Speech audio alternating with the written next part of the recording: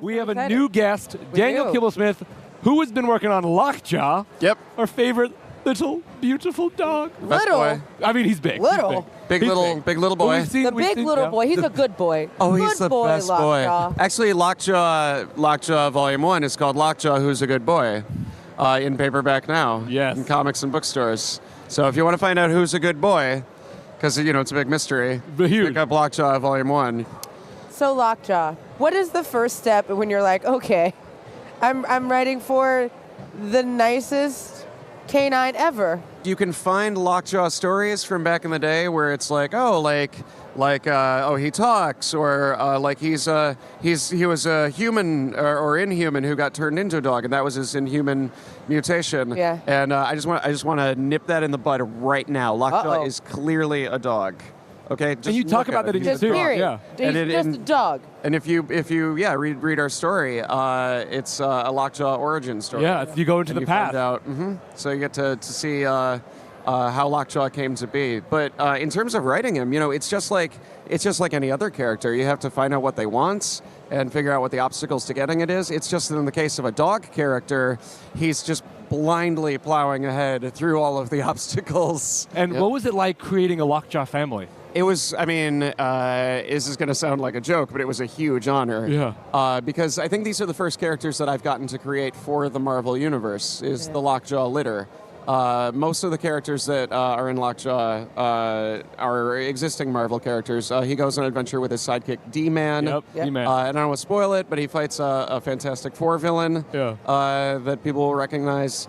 But the story, the thing Lockjaw wants is to reunite his family and for his family to be safe. And since Lockjaw is a dog and always has been a dog, that means he was born of a litter, which means there are other puppies out there from when Lockjaw was born. So Lockjaw, Who's a Good Boy, is all about him and his sidekick D-Man. Yeah. Who's just getting over a really D-Man. bad Oh my God, breakup. it's so sad. He's like, I turned to first page and was like, oh. and his sister really feels for him too. Yeah. She's always there helping him out. That's right, and D-Man's sister is also in the story. So it's a story about a lot of things. It's about family. It's about how it's about mental illness. It's about how sometimes when you're depressed, you can't necessarily take care of yourself, but it is a heroic act to let someone take care of you. There's a strong scene where they're in the hospital together. Yeah. And the sister comes in thinking it's something completely different. It's really captivating. Yeah. So we have a there's some rough question. stuff, but there's some inspiring stuff. No, it's okay. So we have a question for Social. From Social, is there any other character you would love to write? I'm really excited. I would have said Deadpool. I would have said Deadpool and/or Black Panther. So I'm really excited that I get to do Deadpool versus Black Panther next. Yes. And I'm sneaking in characters, especially with the bad guys. I like to sneak in characters who I really want to write. But in terms of a hero, I would have to say Nightcrawler. In a second. That'd be he was awesome. always at the beginning of me getting into comics.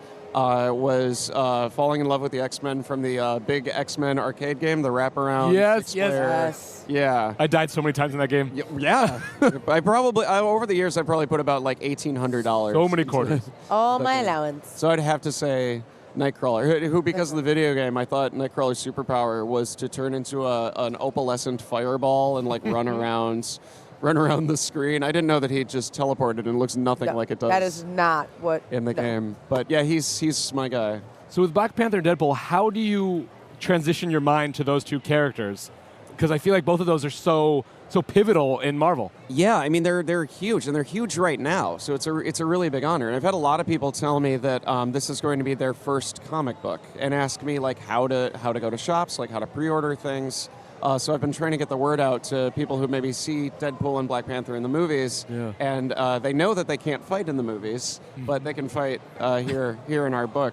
So I'd say their personalities are so complete, you basically know how T'Challa is going to react in any situation because he's the world's smartest man, he's the world's richest man. He's probably the world's deadliest man. That's the only category where Deadpool can give him a run for his money. So he's very stoic and protective, and it's all about what is best for humanity, especially his nation. And Deadpool is either following his impulses or in it for the money. And it's never entirely clear which one it is. But our Deadpool, we open up with Deadpool trying to be like an upstanding member of the community.